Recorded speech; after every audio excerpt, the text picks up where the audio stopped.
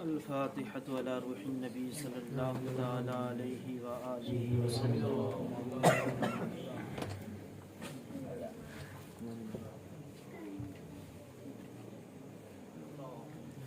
يا رسول الله انظر حالنا، يا حبيب الله اسمع قالنا. إنني في بحر غم مغرق، خذ يدي سهل لنا أشغالنا. لي خمسة أطفي بها حر الوباء الحاكمة، المصطفى والمرتضى وابناهما والفاطمة. يا مصطفى يا مجتبى ارحم على إسياننا، مجبورة أعمالنا كهف وصحف والصدف. غوث آدم بمن بسر ساما مدد، قبلہ دی مدد کعبہ ایمان مدد. بگرداب بلا افتاد کشتی، ضعیفان و شکستہ راہ کشتی. بحق خواجہ عثمان ہارونی، مدد کن مدد کن مدد کن یا معین الدین چشتی. اگر ہو ذوق غلامی شہ اشرف دارم، یا الہی بطفیل شہ سمنا مدد. یا الہی بطفیل شہ سمنا مدد. یا الہی بطفیل شہ سمنا مدد. وصلی اللہ تعالی علی خیر خلقہ ونور عرشہ سیدنا مولانا مرجانا ماوانا محمد وعلی آلہ وصحبہ اجمعین برحمتک یا ارحم الراحمین بحق لا الہ الا اللہ.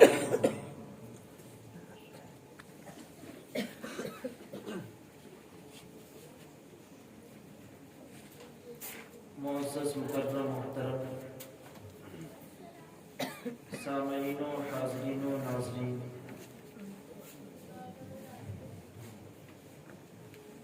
وارثان علوم نبویہ و طالبان علوم دینیہ و عاشقان مصطفیہ و پردہ نشین خواتین اسلامیہ، السلام علیکم ورحمۃ اللہ تعالی وبرکاتہ.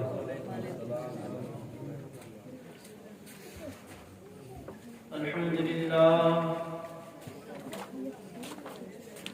لله وكفى وسلام على عباده الذين اصطفى، أما بعد فأعوذ بالله من الشيطان الرجيم. بسم الله الرحمن الرحيم. الذي خلق الموت والحياة ليبلوكم أيكم أحسن عملا. صدق الله مولانا العظيم، وبلغنا رسوله النبي الأمين المعين المتين المبين الكريم، ونحن على ذلك لمن الشاهدين والشاكرين والذاكرين، والحمد لله رب العالمين. آئیے گفتگو شنیس سے قبل و پیشتر آقا نامدار مدنی تاجدار شہنشاہ باوقار نائب پروردگار احمد مجتبی محمد مصطفیٰ صلی اللہ تعالی علیہ وآلہ وسلم کی بارگاہ بےکس پناہ میں خلوص و محبت کے ساتھ درود پاک کا نذرانہ عقیدت پیش کریں. پڑھیں بآواز بلند درود پاک. اللہم صلی علی سیدنا مولانا محمد وعلی آلِ سیدنا مولانا محمد. اللہم صلی علی سیدنا مولانا محمد وعلی آلِ سیدنا مولانا محمد صلی اللہ علیہ وسلم. میں اپنی گفتگو شروع کرنے سے پہلے آپ لوگوں کو دو چار اشعار نعت پاک کا سناؤں گا. سنیں گے نا؟ پوری بیداری کے ساتھ سننا ہے، اور اگر موقع ملے تو میرے ساتھ آپ لوگ مل کر پڑھیں گے تو زیادہ مزہ آئے گا. حضور شیخ الاسلام علامہ مدنی میاں صاحب قبلہ کا کلام لکھا ہوا ہے، بہت ہی پیارا کلام ہے، بہت ہی آسانی سے آپ کو سمجھ میں بھی آئے گا انشاءاللہ۔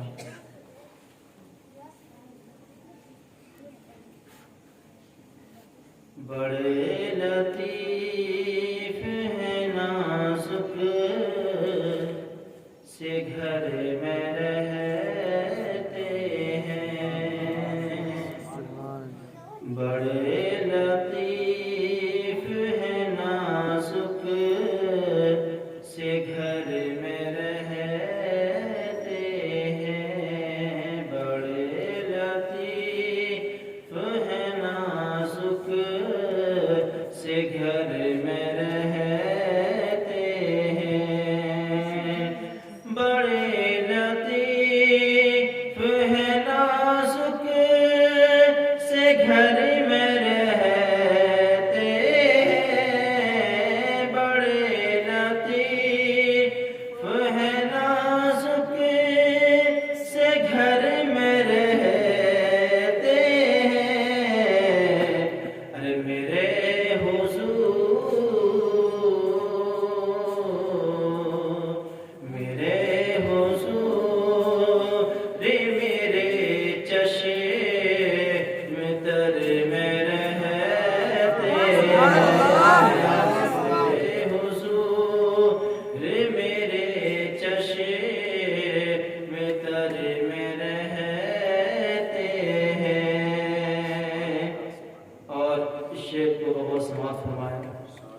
کہ ہمارے دل میں ہمارے جگر میں رہتے ہیں۔ ہم اپنے آپ کو عاشق رسول کہتے ہیں نا، تو ہمیں یہ بھی کہنا ضروری ہوگا اور سمجھنا ضروری ہوگا کہ ہم 1,00,000 اگر رہیں گے تو پھر بھی مصطفیٰ جان رحمت کا ذکر کرتے رہیں گے، ہم اکیلے رہیں گے پھر بھی ذکر مصطفیٰ کرتے رہیں گے۔ کیا ہی خوب فرماتے ہیں، ہمارے دل میں ہمارے جگر میں رہتے ہیں، ہمارے دل میں ہمارے جگر میں رہتے ہیں، ہمارے دل میں ہمارے جگر میں رہتے ہیں، ہمارے دل میں ہمارے جگر میں رہتے ہیں، ارے انہی کے گھر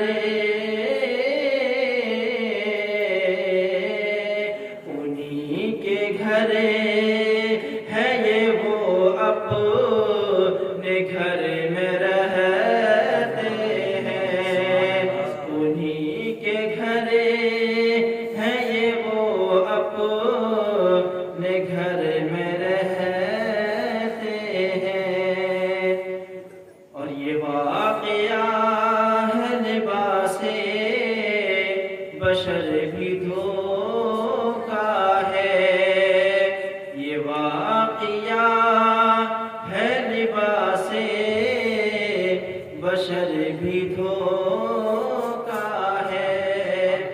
بہت سارے لوگ ہمارے اور آپ کی طرح جو گھومتے رہتے ہیں وہ نبی کو اپنے جیسا بشر کہتے ہیں، تو حضور شیخ الاسلام نے کیا ہی خوب کھینچا، دیکھیے کہ بشر وہ نبی ہمارے کون سے بشر ہیں۔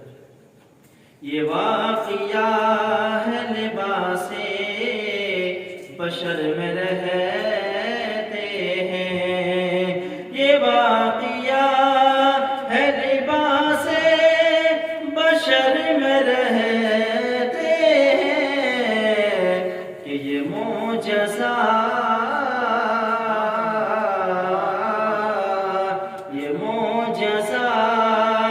ہے لباس بشر میں رہتے ہیں، یہ معجزہ ہے لباس بشر میں رہتے ہیں،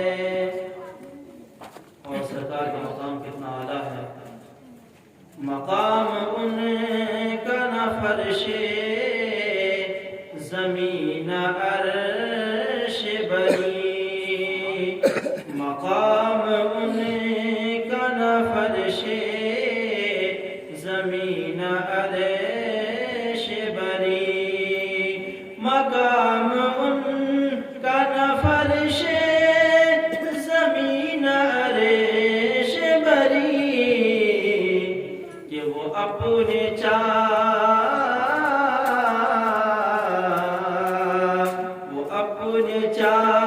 چاہنے والوں کے گھر میں رہے سبحان اللہ وہ اپنے چاہنے والوں کے گھر میں رہتے ہیں۔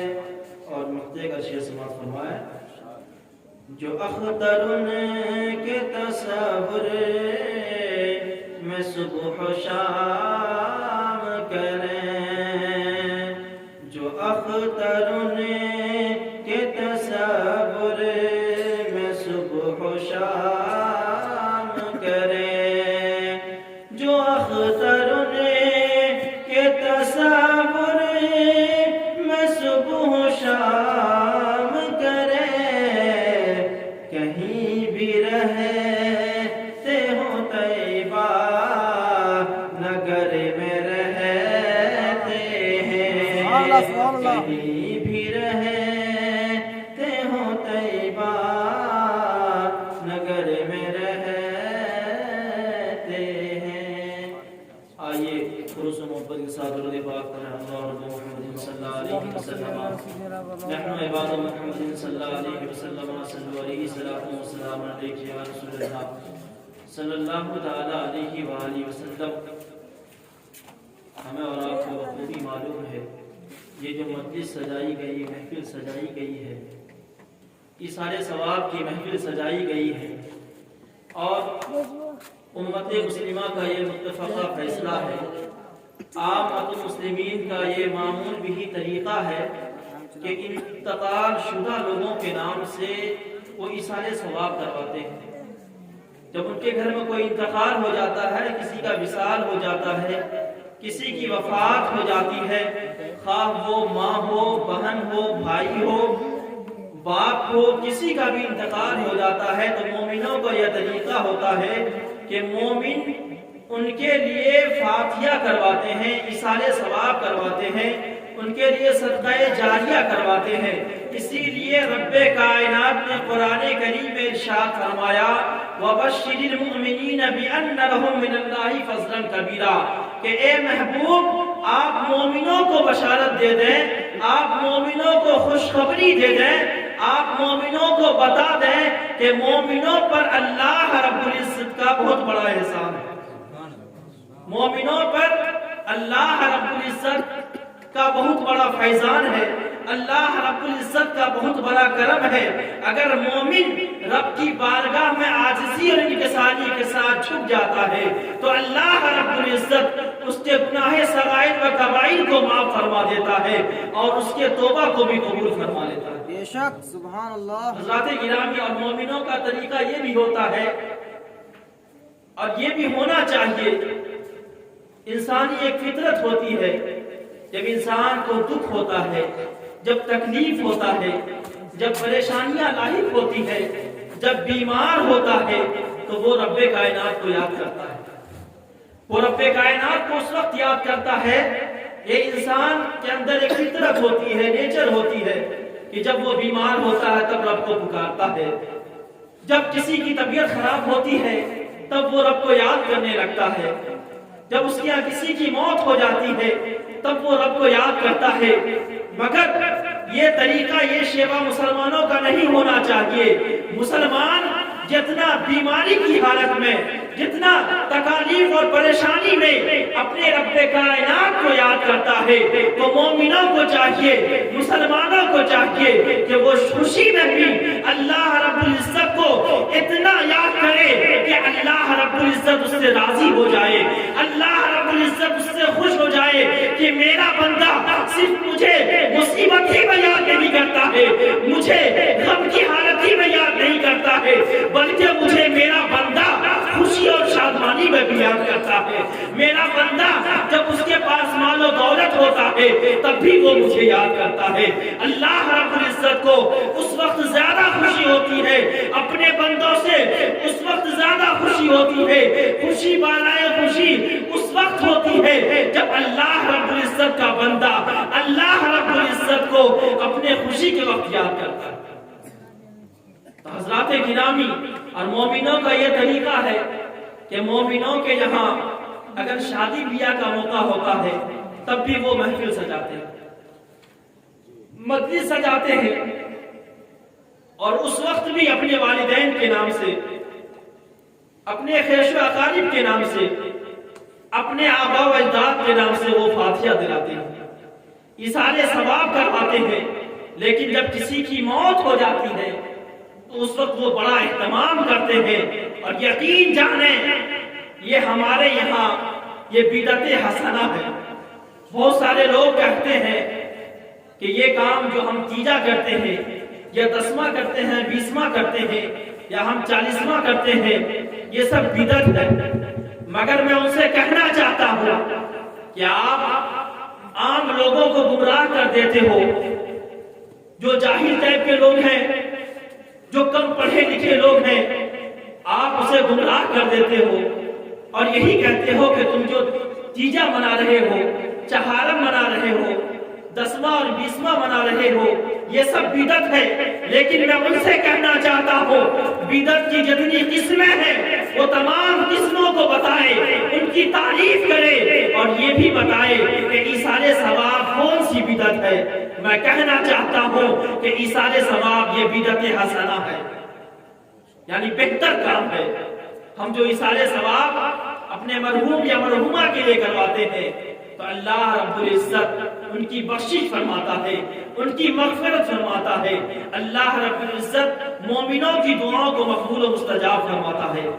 حضرات گرامی, حضرت ابو ہریرہ رضی اللہ تعالیٰ عنہ آپ فرماتے ہیں, یہ مشکات شریف کی حدیث ہے, آپ فرماتے ہیں کہ اللہ رب العزت ایک جنتی شخص کے درجے کو بلند کرتا ہے, ایک جنتی شخص کے درجے کو اونچی کرتا ہے, تو وہ جنتی شخص رب کی بارگاہ میں عرضگزار ہو جاتا ہے کہ الہ العالمین میں تو پہلے ہی سے جنت ہوں, میں اپنے عمل اور کردار کی وجہ کر میں پہلے ہی سے جنت ہوں, جنت میں تو نے میرا بہترین اور عمدہ انتظام کر دیا ہے. الہ العالمین تو میرے درجہ کو کیوں بلند کر رہا ہے, تو میرے درجہ کو اعلیٰ کیوں کر رہا ہے.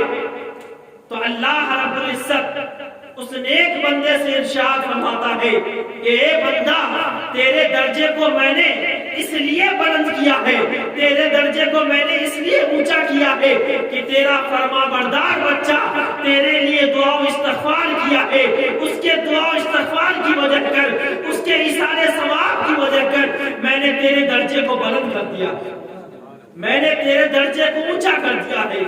حضرات گرامی, یہ والدین کا ہم پر بہت بڑا احسان ہوتا ہے کہ والدین اتنا بڑا احسان ہوتا ہے. والدین ہمارے محسن ہوتے ہیں.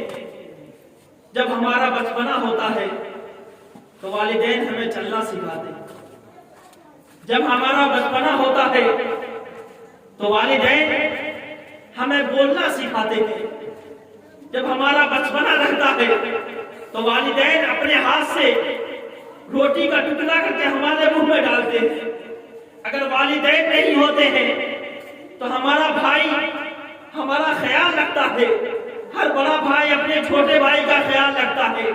برادران ملت اسلامیہ, یہ طریقہ ہے, چھوٹے بھائی کو کبھی کمزور نہیں دیکھنا چاہتا بڑا بھائی. والدین اپنے بچے کو کبھی کمزور دیکھنا نہیں چاہتے ہیں, لیکن جب بچہ بڑا ہو جاتا ہے, جب بچہ شادی شدہ ہو جاتا ہے تو اپنے والدین کی نافرمانی کرنے لگتا ہے, اپنے والدین کی طرف سے وہ نظر کو پھیرنے لگتا ہے, اپنے والدین کی طرف سے وہ نظر کو ہٹانے لگتا ہے۔ جب والدین بوڑھے ہو جاتے ہیں، جب باپ ماں بوڑھا ہو جاتا ہے، تو وہ لڑکا جسے باپ ماں پوس پال کر بڑا کرتا ہے، اس کی شادی کرواتا ہے، وہی بچہ اپنے والدین کی طرف سے منہ پھیر لیتا ہے۔ میں کہنا چاہتا ہوں کہ والدین بہت بڑی نعمت ہے اللہ تعالیٰ کی، اور اللہ تعالیٰ نے قرآن کریم میں ارشاد فرمایا وَاعْبُدُوا اللَّهَ وَلَا تُشْرِكُوا بِهِ شَيْئًا وَبِالْوَالِدَيْنِ إِحْسَانًا۔ رب کائنات ارشاد فرماتا ہے وَاعْبُدُوا اللَّهَ وَلَا تُشْرِكُوا بِهِ شَيْئًا۔ اللہ رب العزت فرماتا ہے کہ اللہ رب العزت کی عبادت و ریاضت کرو، اللہ رب العزت کے علاوہ کسی دوسرے کو خدا نہ مانو۔ وَاعْبُدُوا اللَّهَ وَلَا تُشْرِكُوا بِهِ شَيْئًا، اور اس کے ساتھ کسی چیز کو شریک نہ کرو، کسی غیر اللہ کو، یعنی اللہ تو ایک ہے، ہم اس کی عبادت و ریاضت کرتے ہیں، ہم اس کی بندگی کرتے ہیں، اس میں ہم کسی کو شریک نہیں کرتے۔ اللہ رب العزت آگے ارشاد فرماتا ہے وَاعْبُدُوا اللَّهَ وَلَا تُشْرِكُوا بِهِ شَيْئًا وَبِالْوَالِدَيْنِ إِحْسَانًا۔ رب کائنات نے اپنی بندگی کے بعد، اپنے ذکر کے بعد والدین کا درجہ یہاں پہ دے رہا ہے وَبِالْوَالِدَيْنِ إِحْسَانًا، کہ اپنے والدین کے ساتھ حسن سلوک کرو، اپنے والدین کے ساتھ اچھا برتاؤ کرو، اپنے والدین کی فرما برداری کرو گے تو یقین جانو جب تم دنیا میں اپنے والدین کے ساتھ فرما برداری کرو گے تو تمہارا بچہ بھی تمہارے ساتھ فرما برداری کرے گا، اور جب تم دنیا میں اپنے والدین کو خوش کر دو گے تو یقین جانو اللہ رب العزت بھی خوش ہو جائے گا۔ تو پتا چلا تم دنیا میں بھی کامیاب ہو جاؤ گے اور آخرت میں بھی کامیاب ہو جاؤ گے۔ سبحان اللہ۔ حضرات گرامی، موت تو ہر کسی کو آنی ہے، چاہے وہ چھوٹا ہو بڑا ہو، عورت ہو مرد ہو، موت ہر کسی کو آنی ہے۔ رب کائنات نے ارشاد فرمایا کل نفس ذائقۃ الموت، موت ایک ایسی شے ہے کل نفس، کہ ہر نفس کو، ہر جاندار چیز کو موت کا مزہ چکھنا ہے، موت کا ذائقہ چکھنا ہے۔ برادران ملت اسلامیہ، مگر ہر انسان یہی سوچتا ہے کہ ہم جو زندگی گزار رہے ہیں، ہماری زندگی عیش و عشرت والی گزرے، ہمارے پاس بہت مال و دولت ہو، اچھا گھر مکان ہو، ہمارے پاس 10 گاڑیاں ہو، مگر میں ان سے کہنا چاہتا ہوں آپ نے اپنی زندگی میں بہت کمایا، آپ نے اپنی زندگی میں اچھی خاصی بلڈنگ بنا لی ہے، آپ اپنی زندگی میں بہت بڑا بزنس کر لیے ہو، آپ اپنی زندگی میں بہت ساری گاڑیاں خرید لی ہے، آپ نے اپنی زندگی میں بہت ساری عزتیں کما لی ہے، دولتیں کما لی ہے، شہرتیں کما لی ہے، لیکن کہنا یہ چاہتا ہوں آپ اس عزت کے ساتھ، مال و دولت کے ساتھ آپ دنیا کو بھی کما لو اور دین کو بھی کما لو۔ رزاق اللہ رب العزت ہے۔ ہمارا ایمان اور عقیدہ ہے کہ اللہ رب العزت ہمیں نعمتیں عطا فرماتا ہے، کسی نہ کسی ذریعے وہ ہمیں کھلاتا ہے، پلاتا ہے، ہمارے اوپر اس کا بڑا احسان ہے، اس نے ہمیں بہت ساری نعمتیں عطا کی ہے، مگر ہم اس کی نعمتوں کو شمار نہیں کر سکتے ہیں، ہم اس کی نعمتوں کو گن نہیں سکتے ہیں۔ وہ وحدہ لا شریک ہے، وہ جو ہمیں نعمتیں عطا کرتا ہے تو ہمیں وہ یاد رکھتا ہے۔ اللہ رب العزت اپنے بندوں کو یاد رکھتا ہے، لیکن بندہ ایسا ہو جاتا ہے کبھی کبھی کہ اپنے رب کائنات کو فراموش کر جاتا ہے، اپنے رب کائنات کو بھول جاتا ہے، مگر ہمیں چاہیے کہ ہم اللہ رب العزت کی حمد و ثنا بجا لائیں، ہم اللہ رب العزت کا شکر ادا کریں، ہم اللہ رب العزت کا اپنے اوپر جتنا احسان مانے کم ہے، ہم اپنے اللہ رب العزت کی نافرمانی کر جاتے ہیں، ہم اللہ رب العزت کو فراموش کر جاتے ہیں، ہم اللہ رب العزت کو بھول جاتے ہیں، لیکن وہ پروردگار جو اکیلا ہے، تنے تنہا ہے، نہیں بھولتا ہے، وہ اپنے بندوں کو فراموش نہیں کرتا ہے، وہ وقت پہ ہمیں رزق بھی عطا کر رہا ہے، وہ وقت پہ ہمیں نعمتیں بھی عطا کر رہا ہے، وہ وقت پہ ہمیں ساری چیزیں عطا فرما رہا ہے۔ تو ہمیں بھی چاہیے کہ ہم اللہ رب العزت کو یاد کریں، ہم اللہ رب العزت کی فرما برداری کریں، ہم صوم و صلات کے پابند ہو جائیں، ہم اللہ رب العزت کی بارگاہ میں اپنے پیشانی کو جھکا لیں، تو یقین جانیں اللہ رب العزت آپ کی گناہوں کو بھی معاف فرما دے گا، آپ کی خطاؤں کو بھی معاف فرما دے گا، آپ کی لغزشوں کو بھی درگزر فرما دے گا، اور آخرت میں اللہ رب العزت آپ کو اعلیٰ مقام عطا فرمائے گا۔ حضرات گرامی، موت اور حیات یہ ایک دوسرے کی ضد ہے، یہ دونوں کبھی دوستی نہیں کر سکتے، ایک دوسرے کی ضد ہے، جہاں پہ موت ہوگی وہاں حیات نہیں ہو سکتی۔ مگر ہم مومنوں پہ رب کا بڑا فضل و احسان ہے، رب کی بڑی نوازشات ہے کہ رب کائنات نے ہمیں اشرف المخلوقات پیدا فرمایا، اور یہی تک نہیں بلکہ ہمیں رب کائنات نے اپنے مصطفیٰ جان رحمت کی امتی میں پیدا فرمایا۔ اب میں کہنا چاہتا ہوں موت کی سختی کیسی ہوتی ہے۔ آج میں بڑے اور چھوٹے والدین اور ان کے بچوں کے مطابق بولوں گا۔ حضرت علقمہ رضی اللہ تعالیٰ عنہ آپ کے جب موت کا وقت آیا، وفات کا وقت آیا، جب نزا کا وقت آیا، تو آپ کی روح آپ کے جسم سے پرواز نہیں ہو رہی تھی، آپ کو بہت تکلیف ہو رہی تھی۔ لوگ آپ کے سامنے جمع ہیں،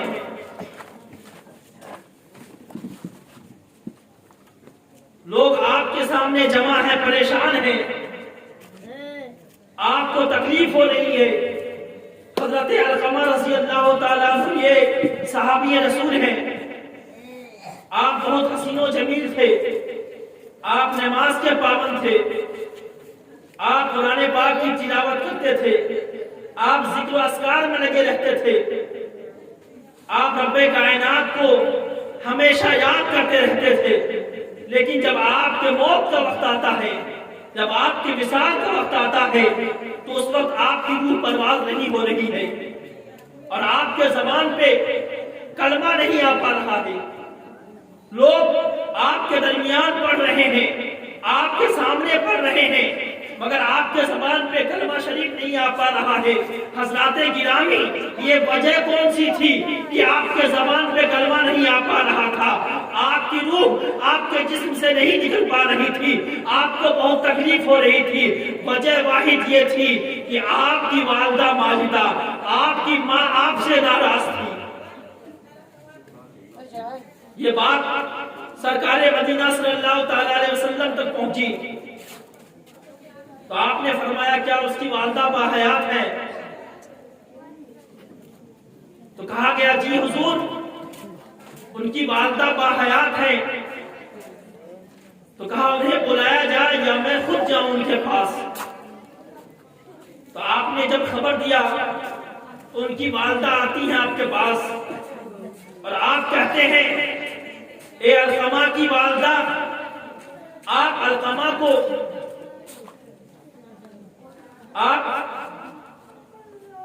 آپ کی جو نافرمانی علقمہ کر رہا ہے آپ انہیں معاف فرما دیں۔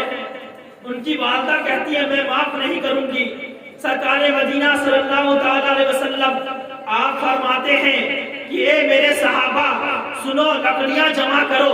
سرکار مدینہ صلی اللہ تعالی علیہ وسلم حضرت علقمہ کی والدہ کے سامنے کہتے ہیں صحابہ اکرام حکم پیدا ہے، آپ صحابہ اکرام لکڑیاں جمع کرتے ہیں۔ سرکار مدینہ صلی اللہ تعالی علیہ وسلم ارشاد ارشاد فرماتے ہیں کہ لکڑیوں میں آگ لگاؤ۔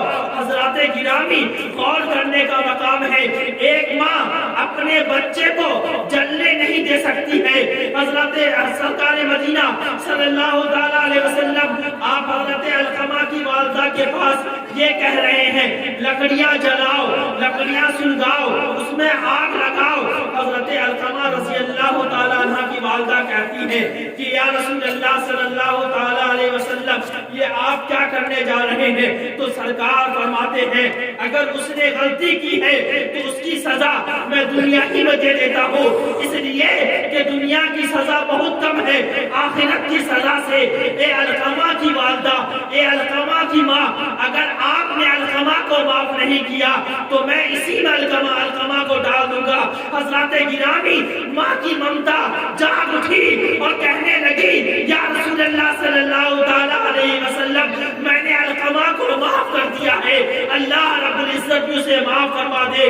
برادران ملت اسلامیہ حضرت علقمہ کی والدہ ماجدہ اتنا کہتی ہے کہ حضرت علقمہ کے زبان پہ اشہد ان لا الہ الا اللہ و اشہد ان محمد رسول اللہ صلی اللہ تعالیٰ علیہ وسلم ان کے زبان پہ آتا ہے، آنے کے بعد آپ کی روح اس دنیا سے کوچ کر جاتی ہے اور آپ اللہ کی بارگاہ میں چلے جاتے ہیں۔ تو آج کہنا چاہتا ہوں جو لوگ اپنی والدہ کو پریشان کرتے ہیں، جو لوگ اپنے بڑے بھائی کو پریشان کرتے ہیں، جو بڑا بھائی تمہیں گود میں لے کے کھلاتا ہے، جب تمہارا بچپنا رہتا ہے، والدین بوڑھے ہو جاتے ہیں تو بڑا بھائی تمہارا خیال رکھتا ہے، لیکن جب تم بڑے ہو جاتے ہو تو تم یہ نہیں سوچتے کہ میرا بڑا بھائی مجھ سے بڑا ہے، جو مجھے انگلی پکڑ کے چلنا سکھایا ہے، جو میری تمام سہولیات کی چیزیں مجھے لاتا تھا، مجھے کپڑا بھی دلواتا تھا، مجھے کھانا بھی کھلواتا تھا، کسی چیز میں کمی نہیں کرتا تھا، لیکن آج ہم اپنے معاشرے کا جائزہ لیں کہ علم کے ساتھ ساتھ ہمارا معاشرہ اس چیز سے بھی زیادہ بگڑ گیا ہے کہ ہم اپنے والدین کا خیال نہیں رکھتے ہیں۔ تو برادران ملت اسلامیہ ہمیں چاہیے کہ ہم اپنے والدین کی خدمت اس وقت تک کرتے رہے جب وہ دنیا سے چلی جائے، تب بھی ہم اپنے والدین کے لیے ایثار ثواب کرتے رہیں، ہم اپنے والدین کے لیے قرآن کی تلاوت کرتے رہیں، ہم اپنے والدین کی طرف سے مدرسے یا مسجد میں صدقہ کرتے رہیں۔ برادران ملت اسلامیہ حدیث پاک میں حضرت ابو ہریرہ رضی اللہ تعالیٰ عنہ سے مروی ہے، آپ فرماتے ہیں کہ رسول پاک صلی اللہ تعالیٰ علیہ وسلم نے ارشاد فرمایا جب انسان مر جاتا ہے، جب انسان کی موت ہو جاتی ہے، جب انسان اس دنیا سے کوچ کر جاتا ہے تو اس کے سارے عمل کو منقطع کر دیا جاتا ہے، تمام عمل کو ہٹا دیا جاتا ہے، مگر 3 عمل کو باقی رکھا جاتا ہے، 3 عمل کو باقی رکھا جاتا ہے۔ وہ عمل کون سا ہے؟ وہ صدقہ جاریہ ہے۔ صدقہ جاریہ، اگر کوئی صدقہ کرتا ہے، آپ نے مسجد میں قرآن پاک دے دیا، مدرسہ میں قرآن پاک دے دیا، اب جب تک لوگ پڑھتے رہیں گے تب تک ان کا ثواب آپ کے مرحوم اور مرحومہ کو ملتا رہے گا۔ علم نافع، وہ علم جس سے دوسروں کو نفع ہو۔ آج حقیقت بات ہے بہت سارے لوگ علم حاصل کرنے کے بعد وہ سو ہو جاتے ہیں، ختم ہو جاتے ہیں۔ آپ کے علم کا اس وقت پتہ چلے گا جب تک آپ دوسروں تک علم نہ پہنچائیں گے۔ آپ کے پاس اگر علم ہے تو آپ دوسروں کی اصلاح کر سکتے ہیں، لیکن مہذب طریقے سے اصلاح کیا جائے۔ اگر آپ سے بڑے ہیں تو آپ ان کی بھی اصلاح کر سکتے ہیں کہ چچا آپ جو نماز پڑھ رہے ہیں یہ نماز پڑھنے کا طریقہ نہیں ہے، آپ جو وضو بنا رہے ہیں یہ وضو بنانے کا طریقہ نہیں ہے۔ میں آپ کو بتاتا ہوں، آپ مجھ سے بڑے ہیں، آپ میرے چچا ہیں، آپ میرے دادا ہیں، میں آپ کو بتاتا ہوں یہاں تک آپ دھوئیں۔ وضو میں جو شرائط ہے، وضو میں جو سنن ہے، واجبات ہیں، فرائض ہیں، جو چیز ہے میں اس کو آپ کو بتاتا ہوں کیسے کیا کرنی چاہیے، مسح کیسے کرنی چاہیے تاکہ ان کو نفع پہنچے، وہ دوسروں کو بتائے، وہ تیسرے کو بتائے، یہ علم نافع ہوا۔ اور فرما بردار اولاد، یدعو لہو، جو اس کے لیے دعا کرے، جو اس کے لیے دعا استغفار کرے۔ تو فرما بردار اولاد کون ہوتا ہے؟ فرما بردار اولاد وہ ہے کہ اپنے والدین کو، اپنے بڑوں کو دنیا میں رہتے ہوئے بھی وہ ان کا پیارا رہے اور دنیا سے جاتے ہوئے بھی ان کا پیارا رہے۔ اتنی خدمت کرے وہ والدین کی کہ والدین دنیا سے چلے جائیں تب بھی لوگ تعریف کریں، یہ فلاں کا لڑکا ہے اس نے والدین کی بہت خدمت کی ہے، یہ فلاں کا بچہ ہے اس نے والدین کی بہت خدمت کی ہے، اس نے فرما برداری کی ہے۔ تو لوگوں کے دل سے آپ کے لیے جب دعا نکلے گی تو یقین جانیں آپ دنیا میں بھی محفوظ ہو جائیں گے اور آخرت میں بھی محفوظ ہو جائیں گے۔ حضرات گرامی، حضرت امام حجر اسقلانی رحمت اللہ علیہ، آپ اپنے وقت کے بہت بڑے امام گزرے ہیں اور بہت ساری کتابیں آپ نے تصنیف فرمائی ہے۔ حضرت امام حجر اسقلانی رحمت اللہ علیہ آپ فرماتے ہیں کہ میری